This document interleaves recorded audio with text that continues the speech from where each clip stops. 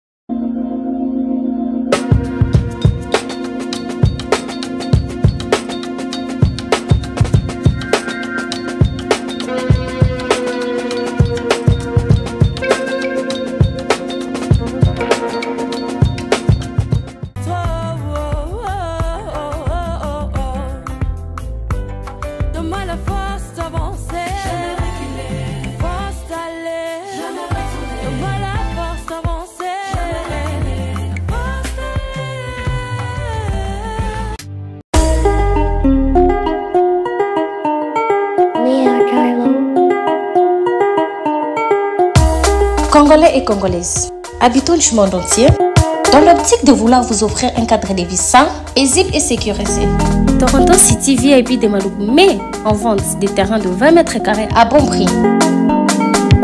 Ces terrains bénéficieront de l'eau potable, l'électricité et des voies gravelleuses. Situé à proximité de la zone économique spéciale de Maluku, et voisin des sites Vodacom en République démocratique du Congo, Toronto City VIP se démarque par l'originalité et la beauté de son espace en vous offrant des terrains déjà cadastrés.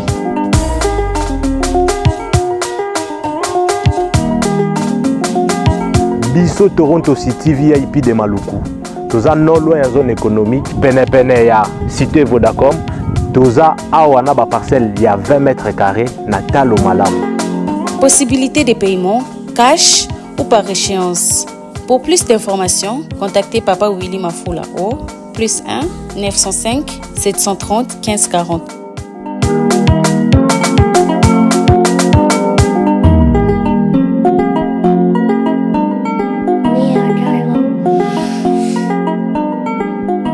Offre limitée dans la mesure du stock disponible.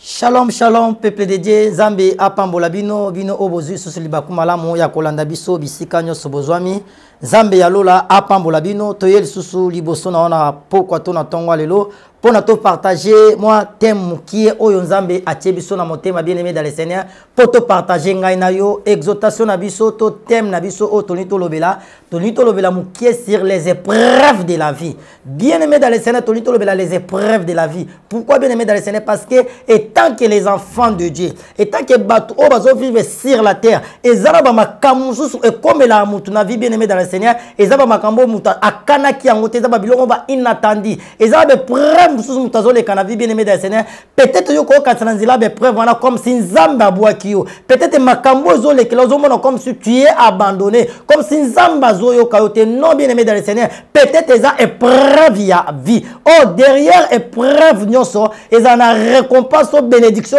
ils ont une simanango bien aimé dans le Seigneur. Peut-être Zole que ça épreuve, peut-être tu es malade, au moins comme si maladie, on a.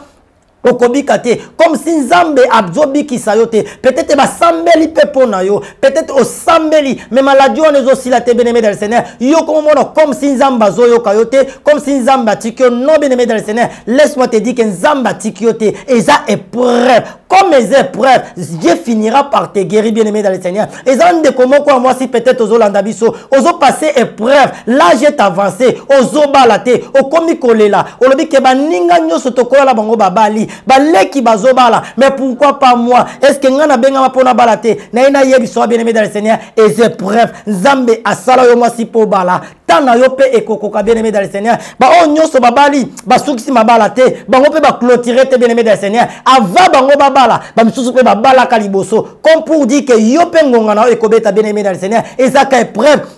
Et l'obité que Nzambe a yote, et l'obité que Nzambe a benga po balate, et ça même maman moko peut-être aux autres la bisouana, aux autres kane premo kozo koko sipotangote, peut-être bando kota na libala, ma bote zoyate, ozo botate, batuba koma ko cholayo, ba koma ko benga yo amela milangi, mama tika na yebisa yo, peut-être zaka épreuve, au monde autant na Bible était Sarah à l'âge de 90 ans, abota Isaac, à l'équipe sa épreuve il y a 89 ans bien aimé dans le Seigneur, azala ki kobotate, Anne Anne a comme suka abota qui peut Samuel maman Anne o penina azaki ko tchola pote abota kate bien aimé dans le Seigneur, mais ce jour-là Zambe a honora qui peut Anne abota Samuel et ça nango épreuve stérilité na yo wana et l'obité que yo kufa na yango nani na yebi soka épreuve Nzamba opesa o mabota quel que soit âge na yo. Peut-être baninganga baloba ke bakato ba trompe pola oui on les abaninganga mais Nzambe na lobi loba sukate pour dire que dans ta vie, l'ilobasou que c'est pas zambé, et c'est prêt bien aimé dans le Seigneur,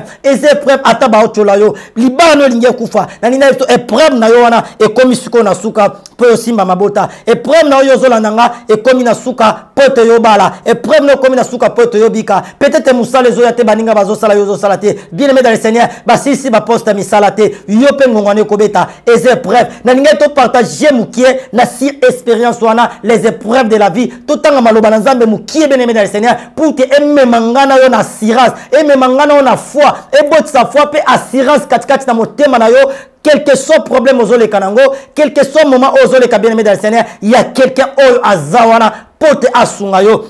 Nous sommes dans le livre de Job chapitre 19 le verset 25. Job chapitre 19 le verset 25. La Bible dit ceci: mais je sais que mon Rédempteur est vivant et qu'il s'élèvera le dernier sur la terre. Quand ma peau sera détruite, il s'élèvera. Quand je n'aurai plus de chair, je verrai Dieu. Parole du Seigneur. Bien aimé dans le Seigneur, ici c'est Job qui parle. Job parle à l'écran de premier bien aimé dans le Seigneur. Oh, peut-être l'équipe peut-être l'équipe en bien aimé dans le Seigneur. Mais Job a bungisa qui espoirté. Job, la Bible dit dans le livre de Job, chapitre 1er, sur Tanrikuna, histoire à Job. Job avait perdu tout ce qu'elle possédait dans Mukolomoko, bien aimé dans le Seigneur. Job a bungisa banane nyonso bakufa na Mukolomoko. Job a bungisa bozina nyonso na Mukolomoko.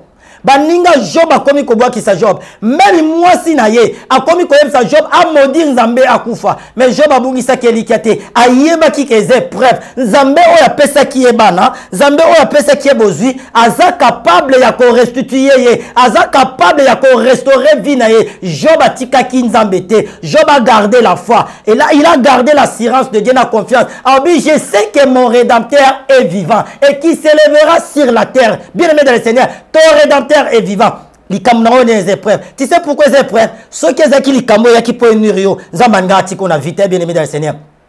Et ça, même si la belle maladie a pété, que le cas où il koufi, mais yo malade dans ma case, pourquoi Zamba Otiko, et ces preuves Zamba Obikisayo. Et pendant que je suis en train de parler, yo le can preuve ya maladie, tika te Zamba Bikisayo. Nanina de komoko, bamisupe babalate bakufa, mais Zamba Otika yo célibataire tisiko, pour ayebisa que moment liba na yokoki, pe yo ozolandanga, nazo déclarer lokola nganga Zambe, lokola Mosai na Zambe, tika te libala na yo ekokisama, ela tanzoto. Nanina yebisa de komoko, yo ozo salate, so que zaki pour la liwa, mais Zamba nga longolo déjà atiki en vie pourquoi pour que les épreuves tika ete musala na epesa melayo yo mabote zoyate quel que soit las avancé bamsupe bazaka basterine tiyo bakufa mais nzabe pourquoi zo tika yo za Sarah yo za Anne comme za Sarah za Anne yamba mabota na yo yamba Samuel na yo yamba Isaac na yo bien mais les épreuves de la vie mais preuve ko yera bandenge nyonso okoza za innocente batu bazo yinao pour rien batu ba rejeta yo. Ce sont les épreuves de la vie. Comme Job, il a été rejeté tout le monde. Ses amis, ils maudit Nzambe. Même moi, Sinae, mais Job a tika ki Nzambe te. Les épreuves de la vie. Et ça a été que yo tika Nzambe.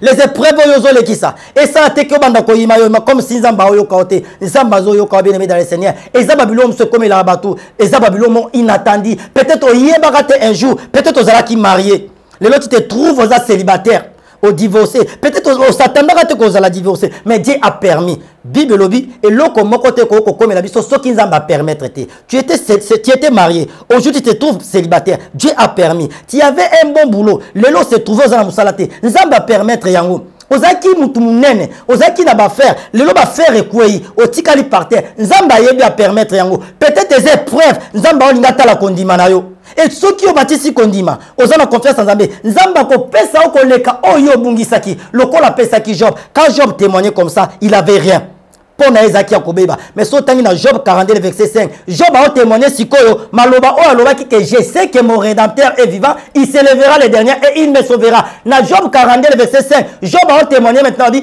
mon oreille avait entendu parler de toi maintenant mon œil t'a vu. Donc Nzambe Job ayoka ke Nzambe azanzambo a restauraka azanzambo a pesaka et siko ya moni yango na nina yebisa mutu moko et ko pe moment o yo peut témoigner le kola Job que be prévo le cas qui a célibat au témoigner ko bali et prévo le cas qui a maladie au témoigner ko biki et très bon le cas qui y a stérilité au témoigner que oboti il y a chômage aux oies il y a ba faire beba qui ezonga nyoso bien mais les épreuves de la vie épreuves nyoso les kanango on va aussi prier bien aimé dans le Seigneur pour un problème na yo les preuves nous les kanango bien mais moi qui vous parle ici est qu'un homme de Dieu non les capés n'a des preuves oyo à deux fois un mot c'est que peut-être que n'a pas courage à relobate ya oté mais j'ai compris Paul a lobby je sais servir Dieu en abondance tout comme na malheur et ma communion se comme la biso yango te ko peksa biso to comme to sala nzambe to semble bien aimé dans le Seigneur ngai on de konabino je profite à l'occasion ko lancer ou pas bien aimé dans le Seigneur naza si ezambala na ngai ya liboso pona sala eloko yo nazo sala na média mais Dieu m'a mis à cœur na sala yango soki nzambe alingi yo olandanga oyo kamakam o peut-être nzambe alinga pe sa solution na nzela na bien aimé dans le Seigneur et beti sa oli bakute moi qui vous parle votre frère votre serviteur, toujours ici, dans nouvelle tendance. Et dans le moment où on a qui bien aimé dans le Seigneur, je passe les moments très difficiles. Je passe des moments très difficiles. Malgré les médias, tu vois que talent sur les médias. Mais je passe les moments très difficiles que je vous parle. Dans le moment où on a se trouvé les bandas, dans Zangi des mers, Naba bien aimé dans le Seigneur, je dors dehors.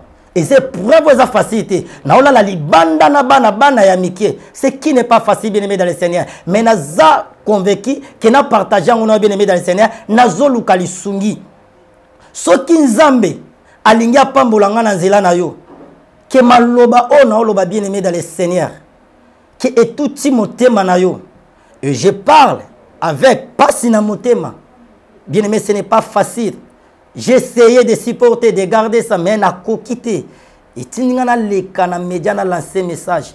Nazo lukali sungi na batu oyo.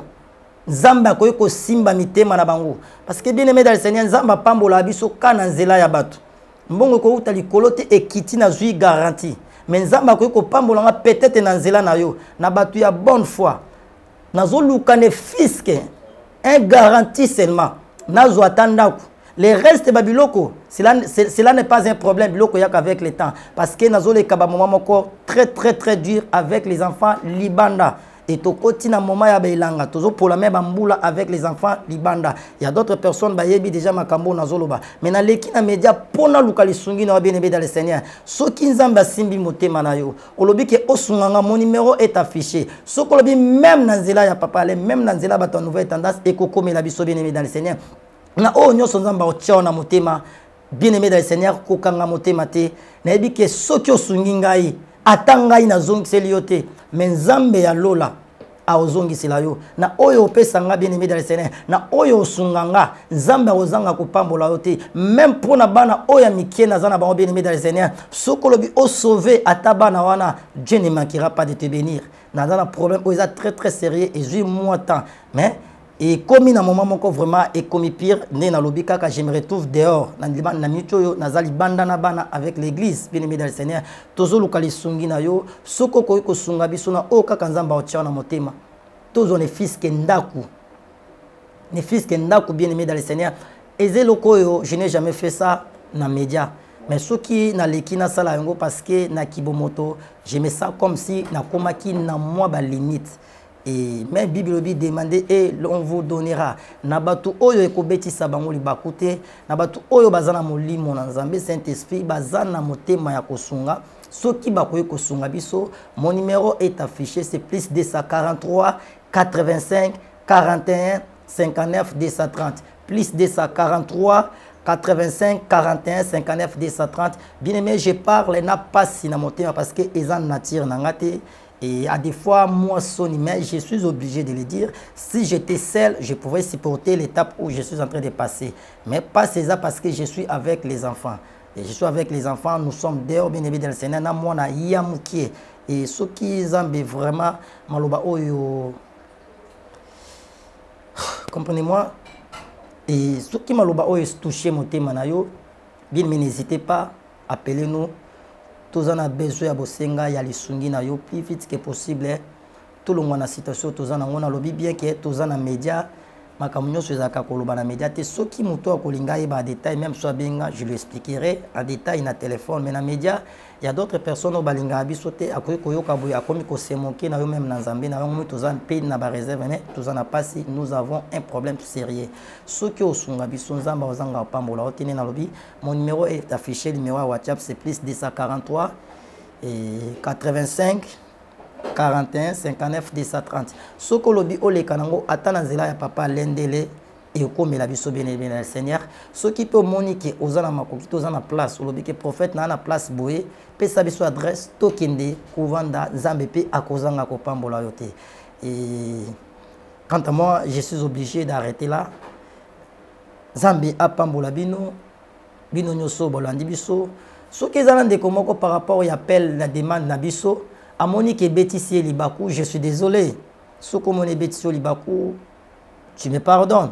Mais je l'ai fait, étant qu'il y a un homme de Dieu, étant qu'il y a moi dans Zambé, étant qu'il y a votre frère, na kenango pa ba pagano te na yenango liboso na bino. Yo ozolanda biso, peut-être Nzamba linga ki olanda biso, peut-être na nzela na onde tokozwa lisungi. Et Nzamba pambola ka na nzela ya bato. Ceux qui olingi go sunga biso na kambo numéro na lobby 0 plus 243 85 41 59 230. Plus 243 85 41 59 230 et le numéro n'a pas affiché c'est le prophète Gelor Kassa Nzambe a pambola bien-aimé dans le Seigneur. Je passe les moments très difficiles. Si bateau ba yebinga na bani na nouvelle tendance ça fait bamboula et belé. Je n'ai jamais fait ça. Et ceux qui n'a leki na sali yango parce que et n'a commis vraiment na moi souka et situation ils ont s'empirer vraiment ma casse. Et si nous sommes toujours en vie c'est la grâce de Dieu. Bien aimé dans le Seigneur, tous en a besoin de soigner na bino. Benga biso na mukie o Nzamba otio na motema, tous en fils que isika. Tous en fils que mbongo ya garantie. Les restes Babylone sont même après Nzamba osunga mais tous en pour ça garantie pour protéger même la vie des enfants. Nzambe apambola bino, Nzambe apambola motunyo soit bonne foi, na lina sambila pona motunyo soit landi biso. Seigneur Dieu d'Abraham, le Dieu d'Isaac, le Dieu de Jacob, to pambolio pour tous en malam. Yo bandagi na biso émission o tinasuka na pamboline de konyoso oyo azuli bakumalamu ya kolanda biso o nyoso azole kana be preuve ya pasi Nzamba lola na sengi lokola mobumbu pe mosai na yo Nzambe yeba na kopesa solution yeba na ko restaurer ba vie ya bato lokolo restauraka vie ya Job oyo apedra ki bana bozunyonso Nzambe Job atiaka eliki pa na yo pe o restauraka e na sambel pona mama moko aza malade Nzamba lola bikisa pe restaurer santé na e o nyonso azangi mabota Nzambe pesa mabota po te lokumu ezonge pa na yo o azoluka mabala azwa mabala o azoluka musala azwa musala na kombo na Yesu Kristo nde to bondeli boye. Merci Seigneur Jésus Christ. Amen. Nzambe apambola bino, Nzambe apambola pe batunyo sur la nouvelle tendance. Là je salue papa Alendele oyo apesinga pe opportunité ya koleka na média pour na relancer message. Nzambe apambola ba jeune frère nanga pour baza machine, Nzambe pesa bango mikolo belé pe bonne santé. Nzambe apambola pe yo olandi biso numéro ezanga na soko benga à tout moment na WhatsApp okozwanga. So naza linte tikelanga message na koyamba yo. Tango nyonso molinganga nazalaki komona baninganga na baboti na bango nanga baparent baza te vi nanga pasi. Est-ce que kokufela baboti eza lisumu? Kozanga baboti est-ce que eza lisumu? Voilà, na kopesa bino message. l'orphelinat Christ Rédempteur et ana posa lisungi na bino tala musala munene zo sala pona bana tala musala munene zo sala pona bana oyo mokili tiki ebwaki mais nzamba termina nzelo orphelinat oyo pona ko encadrer bana oyo yaya lisungi na yo to ana ngoposa 1 euro no to ana ngoposa pona mwana moko tango mwana moko allié nzambe ya bitike oya permettre ete na nzela no mwana alia akobosa na ote. Voilà message ya l'orphelinat Christ Rédempteur to ana besoin lisungi na bino ba numéro ezana se kota contact na biso assistance na yo et aux lisungi pona bana que le Dieu des orphelins a bénir diama mtu nyoso ja ta likanisa ko sala quelque chose peut sali yango zamba pambola bino.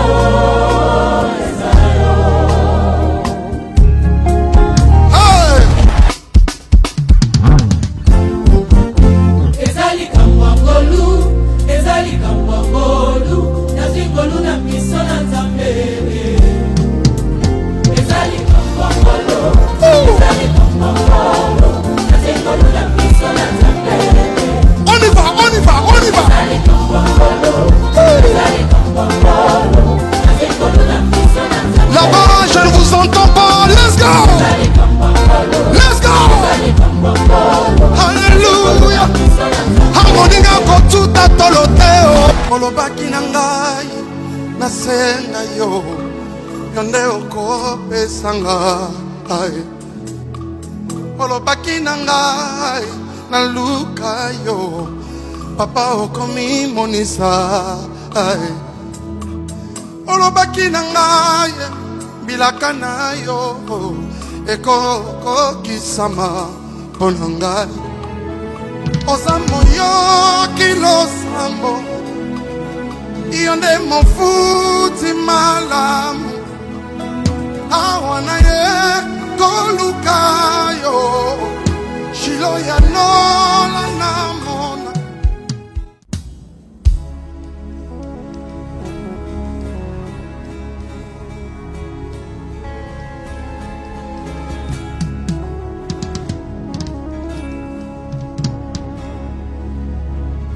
Troubles du système immunitaire, chute de tension, maux de tête, fatigue, perte de poids, frigidité et diarrhée.